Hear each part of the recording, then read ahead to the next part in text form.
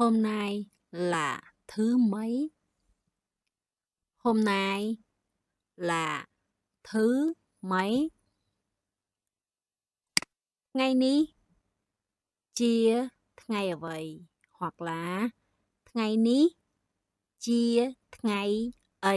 ថ្ងៃនេះជាថ្ងៃអី Hôm nay trời rất đẹp. Hôm nay trời rất đẹp. ថ្ងៃនេះមេឃស្អាតណាស់ ថ្ងៃនេះមេឃស្អាតណាស់ Hôm nay bạn thấy thế nào?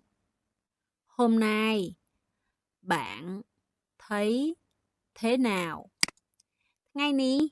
អ្នកមានអារម្មណ៍យ៉ាងណា ថ្ងៃនេះអ្នកមានអារម្មណ៍យ៉ាងណា hoặc là mình có thể nói là ថ្ងៃនេះអ្នកមានអារម្មណ៍យ៉ាងម៉េច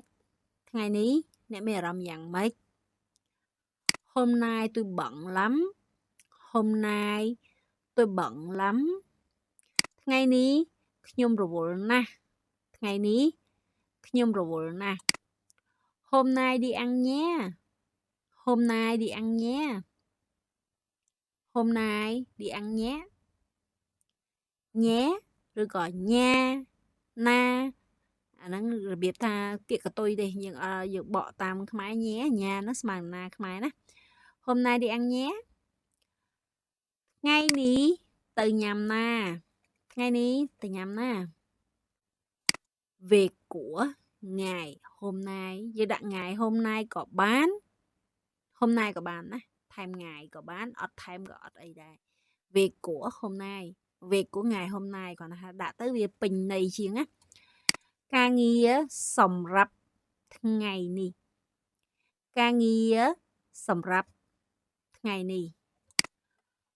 Hôm nay tôi rất vui. Hôm nay tôi rất vui. ថ្ងៃនេះខ្ញុំសប្បាយចិត្តណាស់ ថ្ងៃនេះខ្ញុំសប្បាយចិត្តណាស់ Hôm nay là ngày mấy?